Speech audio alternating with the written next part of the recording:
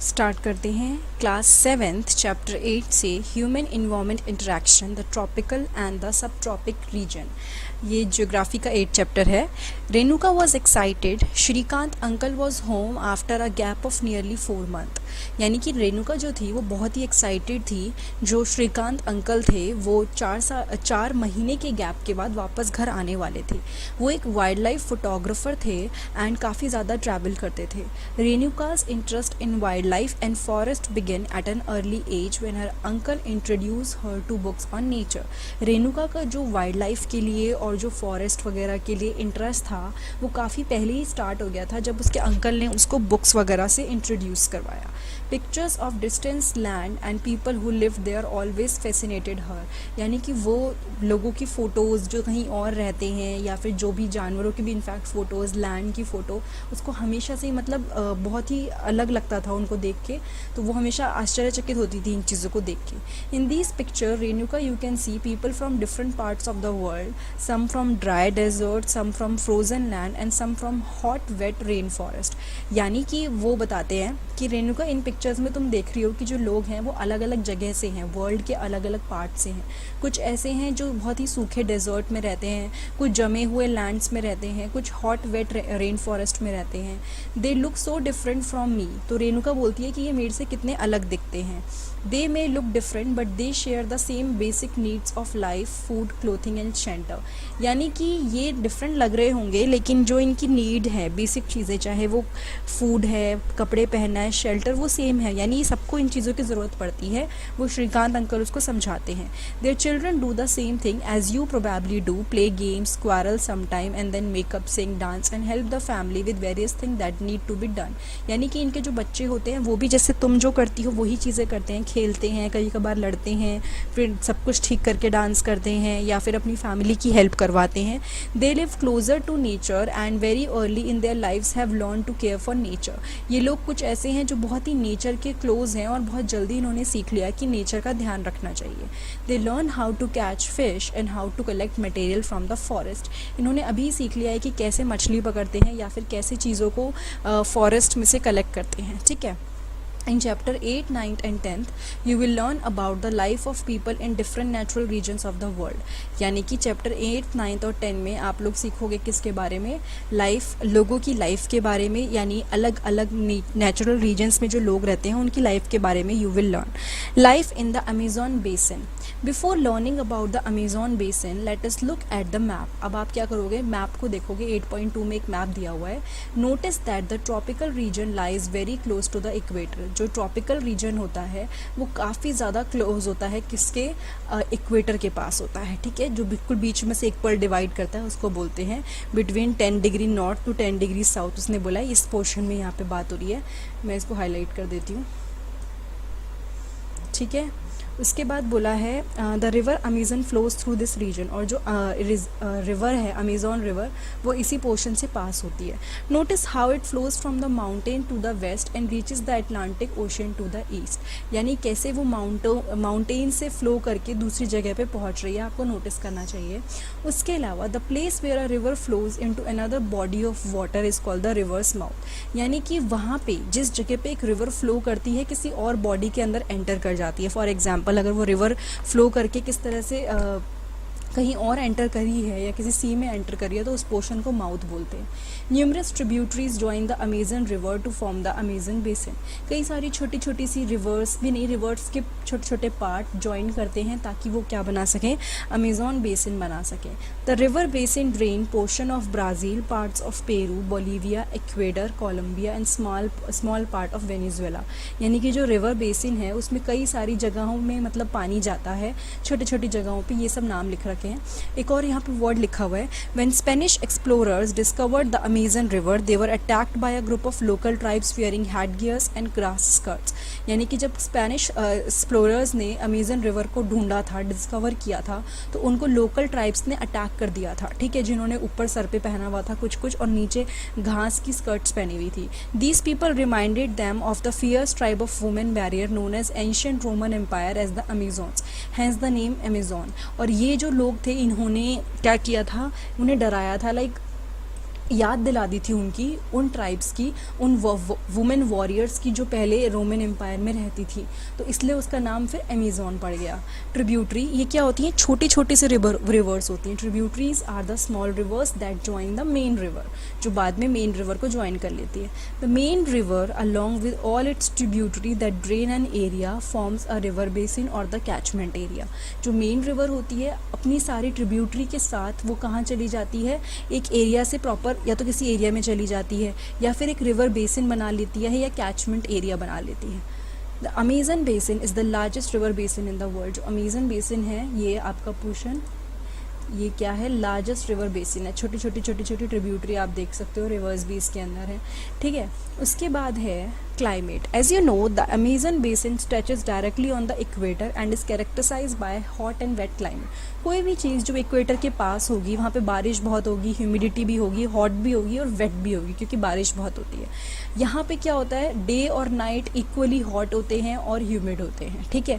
Skin जो होती है बहुत स्टिकी फील होती है, चिपचिपापन बहुत फील होता है यहाँ पे, और ऑलमोस्ट हर दिन बारिश होती है यहाँ पे, ठीक है। That too without much warning, और ज़्यादा बिना वार्निंग के यहाँ पे बारिश होती रहती है। The day temperatures are high, दिन में टेम्परेचर हाई होता है और काफ़ी ज़्यादा हाई ह्यूमिडिटी होती है। रात को टेम्परेचर नीचे चला जाता है बट ह्यूमिडिटी रहती है, ठीक है, ह्यूमिडिटी रात को रहती है। Now rain forest, as it rains heavily in this region thick forest grow, क्योंकि यहाँ पे बारिश बहुत होती है तो ऑब्वियसली बात है कि फॉरेस्ट यहाँ पे ग्रो करेंगे, ठीक है। जो फॉरेस्ट हैं वो इतने थिक हैं कि ऊपर ये हम पढ़ चुके हैं, डेंस रूफ बना लेते हैं। इससे पहले के दो चैप्टर पहले हमने पढ़ा था ये, जहाँ पे क्या होता है, ये डेंस रूफ किससे बनती है, लीव से, क्योंकि घने जंगल होते हैं ना, तो घने जंगल क्या करते हैं, सनलाइट को नीचे आने नहीं देते, एंड ये they do not allow sunlight to reach the ground. The ground remain dark and damp, जो ग्राउंड होता है नीचे वो अंधेरा रहता है वहाँ पे, ठीक है, हल्का हल्का गीला रहता है। ओनली शेड्स टॉलरेंट वेजिटेशन में ग्रो हेयर। अब वहाँ पे क्या होता है, यानी कि जो छाया में उग सकते हैं वही पेड़ नीचे ग्रो करते हैं, वही पौधे नीचे ग्रो करते हैं, क्योंकि नीचे धूप पहुँचती ही नहीं है। Orchids bromeliads grow as plant parasites, ये नाम है, ये प्लांट पैरासाइट की तरह ग्रो करते हैं। The rain forest is rich in fauna, यानी कि एनिमल्स भी बहुत अलग अलग तरह के होते हैं रेन फॉरेस्ट में। कुछ बर्ड्स जैसे कि टुकैंस, हमिंग बर्ड हो गई, birds of paradise with their brilliantly coloured plumage, उनके कलर होते हैं बहुत ही अच्छे, यहाँ पे दिखा नहीं रखा। उसके अलावा over size bills for eating make them different from birds we commonly see in India. Neck kind of area जो होता है वो ओवरसाइज्ड होता है, जो उनको काफ़ी खाने में हेल्प करता है, ठीक है, और ये डिफरेंट है क्योंकि इंडिया में आपको नहीं मिलेगा, इंडिया में ऐसे बर्ड्स कम मिलते हैं। These birds also make loud sounds in the forest, ऐसे बर्ड्स शोर भी बहुत मचाते हैं जंगल में, ठीक है। एनिमल जैसे कि monkey, sloth and and eating tapir, यहाँ पे ये फोटो बना रखी है टैपिर की, वो भी यहाँ पे मिलते हैं। कई स्पीसीज रेप्टाइल्स की, स्नेक्स की, वो भी जंगल्स में रहती हैं। क्रोकोडाइल, स्नेक, पाइथन, ये सब भी वहाँ मिलते हैं। Anaconda and boa constrictor are some of the species. इसमें से कोई भी एनिमल आपको देखना तो आप गूगल भी कर सकते हैं। Beside the basin is home two thousand of species of insects, यानी यहाँ पे बहुत सारी स्पीसीज ऑफ इंसेक्ट्स आपको मिलेंगे। Several species of fishes including the flesh eating पिराना fish is also found in the river. कई स्पीसीज ऑफ फिशेज जिसमें आ जाती हैं फ्लैश ईटिंग पिराना फिश, जो मांस खाती हैं, वो भी यहाँ पे रिवर में मिलती है। This basin is thus extraordinary rich in variety of life found here. तो अमेजन बेसिन जो है उसकी क्वालिटी क्या है, बहुत सारे लिविंग ऑर्गेनिज्म और बायोडाइवर्सिटी रिच है, बहुत different type of living organism यहाँ मिलते हैं। Bromeliads are special plant that store water in their leaves, ये ऐसे प्लांट्स होते हैं जो अपनी लीव्स में पानी को स्टोर करके रखते हैं। Animals like frog use these pockets of water for laying their egg, और एनिमल क्या करते हैं, इन पॉकेट्स को यूज़ करते हैं ताकि वो अपने अंडे दे सकें, ठीक है। उसके बाद हम लोग पढ़ेंगे about people of the rain forest.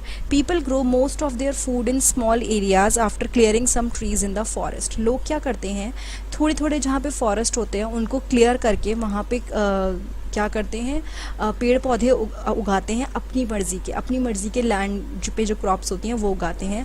While man hunt and fish along the rivers, women take care of the crops. Man जो क्या करते हैं वो तो मारते हैं एनिमल्स को या फिश को, फिशिंग करते हैं, वुमेन क्रॉप्स का ध्यान रखती हैं। दे mainly grow tapioca, pineapple and sweet potato, ठीक है, आपका जो शकरकंदी होता है, पाइनएप्पल वगैरह होता है वो ग्रो करते हैं। As hunting and fishing are अर्स uncertain, it is women who keep their family alive by feeding them the vegetables they grow. क्योंकि हंटिंग और फिशिंग ऐसा होता है अनसर्टेन, मतलब श्योर नहीं होता, क्या पता मिल भी जाए, क्या पता नहीं भी मिले, तो वो सब्जियां उगा के वुमेन अपनी फैमिली का पेट भरती हैं. They practise slash and burn agriculture, और वो क्या प्रैक्टिस करती हैं, स्लैश एंड बर्न एग्रीकल्चर को प्रैक्टिस करती हैं. यानी स्लैश एंड बर्न एग्रीकल्चर का मतलब होता है झुमंतु खेती. ठीक है, वो हम पढ़ेंगे, यहाँ पे मैं एक बार पढ़ाई देती हूँ.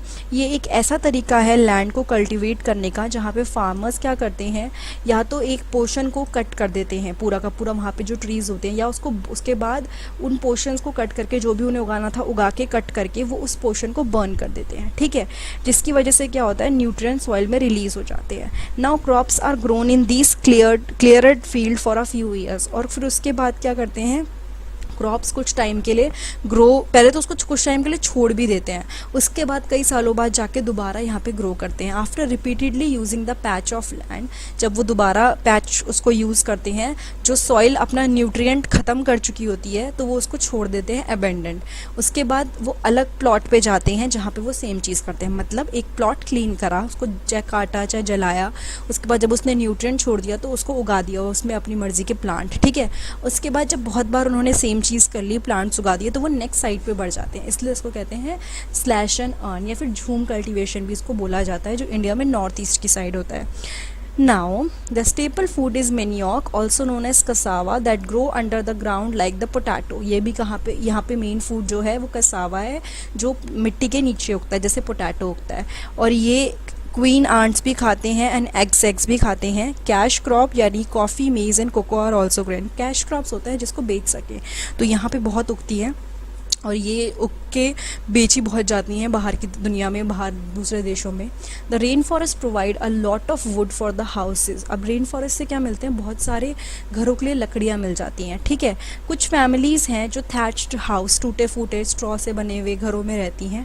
ठीक है, जो शेप जिनकी बीहाइव्स मधुमक्खी की छत्ते जैसी होती है. There are other large apartment like Maloca with the steeping slanting roof. एक और कुछ टाइप के घर होते हैं जिन्हें मलोका बोलते हैं, और वहाँ पे जो रूफ होती है वो स्लैंटिंग होती है. ठीक है, टेढ़ी होती है. Life of the people of Amazon basin is slowly changing. अब क्या हो रहा है, लोगों की लाइफ बहुत लाइक स्लोली चेंज होती जा रही है. जो ओल्डर डेज में the heart of the forest could be reached only by navigating the river. In 1970 the trans Amazon highway made all part of the rain forest accessible. 1970 में एक highway बना जिसने क्या किया, सारे के सारे रेन फॉरेस्ट के पार्ट एक्सेसिबल है, कोई भी जा सकता है. और हेलीकॉप्टर्स एंड एयरक्राफ्ट भी यूज़ किए जाते थे अलग अलग जगह पहुंचने के लिए.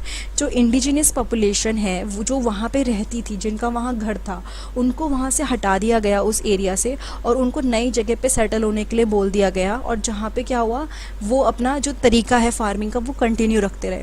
डेवलपमेंट एक्टिविटी की वजह से क्या हुआ, ख़राब होना शुरू हो गया. देखो, जब भी डेवलपमेंट होती है वो फ़ायदे के लिए होती है.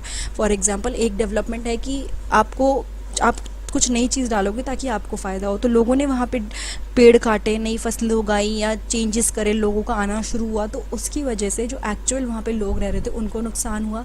प्लस जो वहाँ का नेचुरल बायोडाइवर्सिटी थी, जो एनिमल्स थे, जो प्लांट्स थे, उनको नुकसान होना शुरू हुआ. अब कह रहे हैं कि ये एस्टिमेट किया जाता है कि बहुत बड़ा एरिया है रेन फॉरेस्ट का जो धीरे धीरे क्या हो रहा है, हर साल कम होता जा रहा है. You can see that this destruction of forest has much wider implication.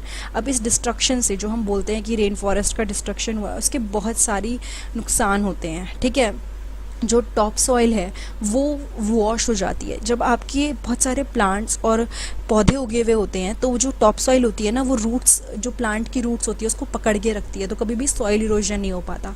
लेकिन जब आप कल्टीवेशन के चक्कर में या अलग पर्पस से इसको हटा देते हो, तो क्या होता है, धीरे धीरे ये हटने लग जाती है, रिमूव होने लग जाती है. As the rain falls and the lush forest turns into a barren landscape.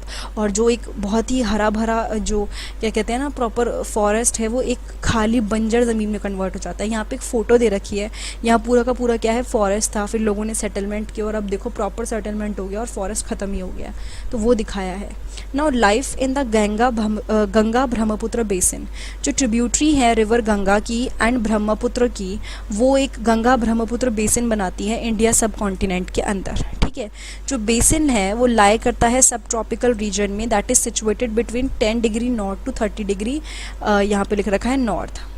यहाँ पे ये दिखा रखा है आपका, ठीक है, ब्रह्मपुत्र रिवर और गंगा रिवर, ये पूरा पोर्शन दिखा रखा है। अब इसने क्या बोला है, the tributaries of the river Ganga like Ghaghara, the Son, the Chambal, the Gandak, the Kosi and the tributary of Brahmaputra drain it. ठीक है, अलग अलग ट्रिब्यूटरीज आती हैं जो यहाँ पे आके मिल जाती हैं। Look at atlas and find names of sub tributary of the river Brahmaputra. आप एटलस लेके कुछ ट्रिब्यूटरीज जो हैं ब्रह्मपुत्र की उसको ढूंढ सकते हैं। The plains of Ganga and the Brahmaputra, the mountain and the foothill of the Himalayas and the sub Sundarban Delta are the main feature of this basin।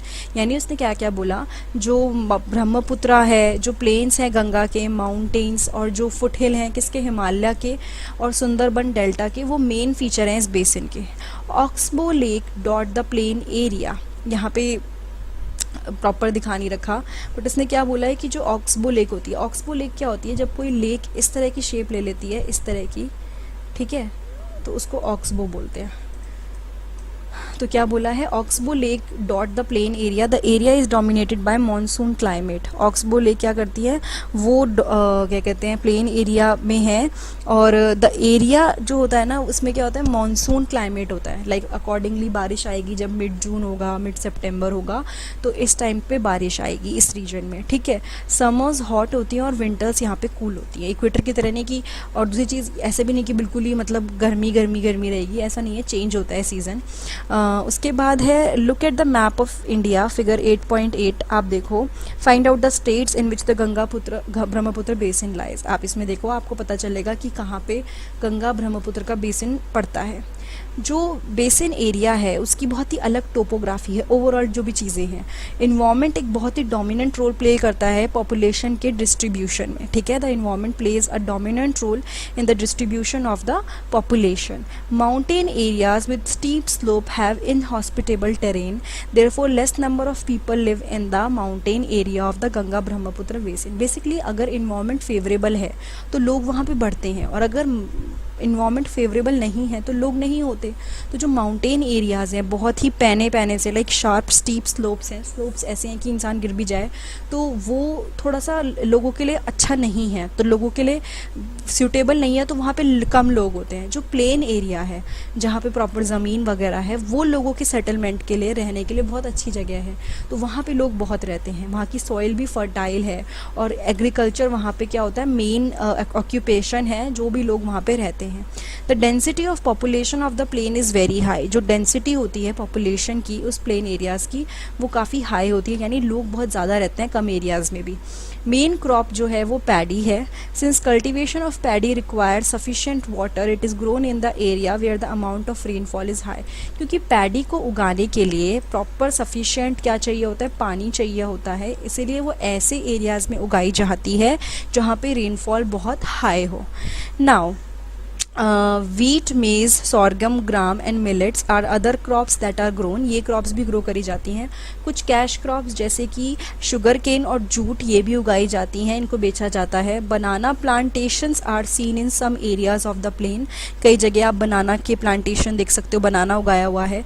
Waste Bengal और असम में T is grow in plantation, बहुत famous होती है असम की T, और वहाँ पे क्या होता है, चाय बहुत उगाई जाती है। सिल्क भी प्रोड्यूस किया जाता है, कैसे, सिल्क वॉर्म को कल्टीवेट करके। ये आप साइंस में पढ़ोगे, अगर आपने नहीं पढ़ा तो आप पढ़ लोगे कि किस तरह से, 3rd चैप्टर में है फाइबर टू फैब्रिक वाले में, कि कैसे सिल्क वॉर्म से सिल्क बनाया जाता है। ठीक है, माउंटेन एंड हिल्स में where the slopes are gentle, crops are grown on terraces. जहाँ पे स्लोप बहुत स्टीप नहीं है, लाइक ऐसा होने की जगह थोड़ा सा कम है, ऐसा स्लोप है, तो क्या होता है वहाँ पे ना, मैं आपको दिखा देती हूँ, इस टाइप से ना टेरेन बनाए होते हैं, और हर पोर्शन पे क्या होता है, खेती बाड़ी हो जाती है। ठीक है, तो ये फ़र्क पड़ता है एकदम उस पर, क्या कहते हैं, कौन सी जगह पे उगा रहे हैं।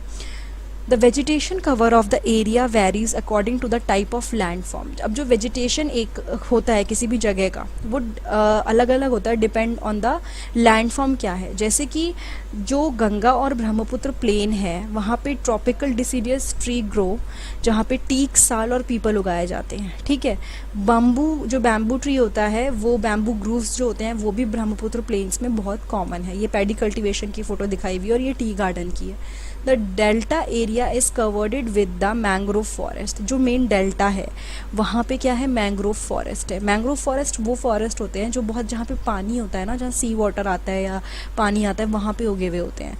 तो उत्तराखंड, सिक्किम एंड अरुणाचल प्रदेश में कॉनिफेरस ट्रीज जैसे कि pine, deodar and fir can be seen because the climate is cool and the slopes are steep. क्योंकि जो क्लाइमेट है ठंडा है, और जो कॉनिफेरस ट्रीज होते हैं ना, ये ठंडे क्लाइमेट में उगते हैं, और जहाँ पे स्लोप्स भी बहुत पैने पैने से होते हैं, स्टीप होते हैं, वहाँ पे ये उगते हैं। There is a variety of wildlife in the basin. क्योंकि ये ऐसे एरियाज़ हैं जो बहुत ही वेजिटेशन रिच हैं, इन्वायरमेंट फ्रेंडली हैं, तो यहाँ पे अलग अलग तरह के एनिमल्स भी देखने को मिलेंगे, जैसे कि elephant, tiger, deer, monkey. One horn rhinoceros is found in Brahmaputra plain. ठीक है, वन हॉर्न राइनोसोरस जिसकी फ़ोटो दे रखी है, ये मिलता है। इसको लोग खैर मारते भी बहुत हैं बिकॉज ऑफ द हॉर्न, बहुत प्रेशियस होता है वो horn. Delta area Bengal tiger, crocodile और एलिगेटर मिलता है। ठीक है, aquatic life abound in the fresh river water, the lakes and the Bay of Bengal Sea. The most popular variety of the fish are the rohu, katla and hilsa. ये अलग अलग तरह की फिश की वेराइटी है जो मिलेगी। ठीक है, fish and rice is the staple diet of people living in the area. जो फिश और राइस है वो क्या है, बहुत ही स्टेपल डाइट है, बहुत ही ऐसी डाइट है जो लोग नॉर्मली खाते ही खाते हैं, क्योंकि वो एरिया ऐसा है कि वहाँ पे फ़िश भी बहुत अबेंडेंस में मिलती है, राइस भी बहुत उगता है, तो वो लोगों के लिए एक नॉर्मल फूड है जो वो खाते हैं।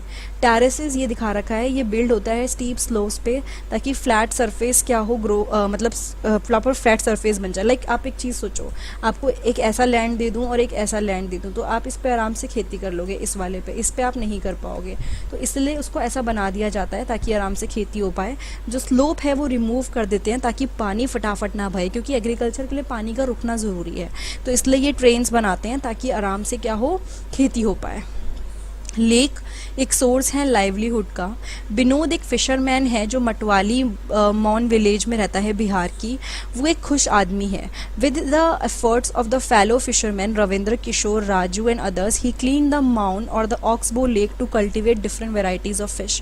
यानी उसने क्या किया है, उसने साफ कर दिया लेक को, और क्या हुआ, वहाँ पे कई सारी फिशेस उन्होंने पैदा करनी शुरू कर दी हैं। The local weed vallisneria hydrilla जो वहाँ पे उगती थी, वो फिश के लिए फूड है। ठीक है, तो land around the lake is fertile, यानी बहुत सारा फ़ायदा हुआ। वो जो लेक थी वो क्लीन हो गई, तो वहाँ पे अलग अलग फिशेस अब ब्रीड होने लग गई हैं। जो ब्रीड को खाना चाहिए वो भी वहीं है, और वो वहाँ पे आसपास में कई सारी क्रॉप्स उगा लेता है ताकि क्या हो, प्रॉपर कल्टीवेशन हो सके। जो बफेलो है वो यूज़ करता है लैंड को वो करने के लिए, जो मिट्टी उठानी पड़ती है ताकि कोई भी सीड डाल सके, वो बफेलो की हेल्प से हो जाता है। कम्युनिटी बहुत सेटिस्फाइड है और काफ़ी इनफ अमाउंट में फ़िश हैं जो पकड़ने के लिए और खाने के लिए भी, तो वो बहुत खुश है। वो मार्केट में उन फ़िश को बेच के भी आ जाता है। They have even begin supply to the neighbouring town. उन्होंने आसपास के जो टाउन है वहाँ भी बेचना या फिर सप्लाई करना शुरू कर दिया है। जो कम्युनिटी है अब वो नेचर के साथ बैलेंस्ड फॉर्म में रह रही है। अब जब तक कि आसपास की जो लोग हैं वो इस लेक वाटर तक नहीं आते, जो फ़िश कल्टीवेशन है वो कोई थ्रेट फेस नहीं करेगा। मतलब वो आराम से अपना काम कर सकते हैं क्योंकि हर चीज़ बैलेंस्ड है। लेकिन अगर कोई आके उनको ख़राब करना शुरू करेगा तो वो प्रॉब्लमेटिक सिचुएशन हो जाएगी। उसके बाद है कि in the fresh water of river Ganga and river Brahmaputra, यानी कि जो गंगा और ब्रह्मपुत्र का पानी है वहाँ पे कई सारी डॉल्फिन मिलती हैं जिनको सूसू बोलते हैं, ऑल्सो कॉल्ड ब्लाइंड डॉल्फिन। और द प्रेजेंस ऑफ सुसु in an indication of the health of the river. अगर ये वाली डॉल्फिन प्रेजेंट है तो क्या होता है, वो एक इंडिकेशन है कि रिवर की हेल्थ कैसी है। ठीक है, अच्छी रिवर में ही ये डॉल्फिन मिलेगी। The untreated industrial and urban wastage with high amount of chemicals are killing these species. अब क्या होता है, लोग जो भी वेस्ट होता है फैक्ट्रीज़ वगैरह का वो यहाँ डाल देते हैं, तो ये फ़िशेस मरने लग गई हैं। लेकिन अगर ये फ़िश पानी में प्रेजेंट है तो वो इंडिकेटर है कि पानी हेल्दी है। Now last paragraph is the Ganga Brahmaputra plains have several big towns and cities. यहाँ पे बहुत सारे कई टाउन्स हैं, सिटीज़ हैं। The cities of Allahabad, Kanpur, Varanasi, Lucknow, Patna and Kolkata, all with the population of more than 10 lakh are located along the river Ganga. ये सब रिवर गंगा के पास में लोग हैं। The waste water from these towns and industries is discharge into the river. एक बहुत ही गलत चीज़ जो होती है वो ये कि जो भी ख़राब पानी होता है, चाहे वो इंडस्ट्रीज से हो चाहे लोगों के घरों से हो, वो रिवर में छोड़ छोड़ दिया जाता है, जिसकी वजह से रिवर्स पॉल्यूटेड हो जाती हैं। All the 4 ways of transport are well developed in the Ganga Brahmaputra basin. In the plain areas the roadway and railway transport the people from one place to another. यानी कि होता क्या है कि ये चारों टाइप के ट्रांसपोर्ट वेल डेवलप्ड है गंगा ब्रह्मपुत्र बेसिन में, ठीक है। और प्लेन एरियाज जो हैं, जो रेलवे एंड रोडवेज ट्रांसपोर्ट है, वो लोगों का वहाँ पे इजीली हो जाता है। वाटरवे एक इफेक्टिव है means of transport particularly along the reverse, यानी पानी के थ्रू लोग रिवर्स पे इजीली ट्रांसपोर्ट कर सकते हैं। और कोलकाता एक इम्पॉर्टेंट पोर्ट है रिवर हुगली पे, ठीक है। The plain area also has large number of airport. जो प्लेन एरियाज़ हैं वहाँ पे क्या है, बहुत लार्ज नंबर में एयरपोर्ट्स भी हैं। टूरिज्म भी एक अनदर इम्पॉर्टेंट एक्टिविटी है इस बेसिन के लिए। Taj Mahal on the banks of river Yamuna in Agra, जो यमुना के किनारे जो ताजमहल है आगरा में, इलाहाबाद में जहाँ पे कॉन्फ्लुएंस होता है रिवर गंगा और यमुना का, दोनों मिलती हैं। बुद्धिस्ट स्तूपा जो उत्तर प्रदेश और बिहार में हैं। लखनऊ में जो है इमामबाड़ा, असम विद काजीरंगा, और Manas with wildlife sanctuaries, and Arunachal Pradesh with distinct tribal culture are some of the places worth a visit. ये सब ना हर जगह की क्वालिटी लिखी हुई है, हर स्टेट की, कि वहाँ पे क्या फेमस है। जैसे कि स्तूपास देखने हैं तो आपको यूपी में और बिहार में बहुत दिख जाएंगे, ठीक है। अगर आपको प्रॉपर वाइल्ड लाइफ सेंचुरी देखनी है तो मानास में मिल जाएंगी। ट्राइबल कल्चर देखना है तो अरुणाचल प्रदेश में दिख जाएगा, ठीक है। उसके अलावा यहाँ पे लिखा है रिवर को कंजर्व करने के लिए Namami Gange project has been initiated, जिसमें गोल यही है कि रिवर को क्लीन करना है। तो ये हमने अलग अलग मतलब एक तो बेसिन्स के बारे में पढ़ा, उसके अलावा हमने जो अमेज़न रेन फॉरेस्ट है उसकी लाइफ के बारे में पढ़ा, वहाँ कैसे चल रहा है, किस तरह के एनिमल्स रहते हैं, वो सब पढ़ा। तो ये था चैप्टर 8 क्लास 7th की ज्योग्राफी का। अगर ये वीडियो आपको अच्छी लगी है तो प्लीज़ लाइक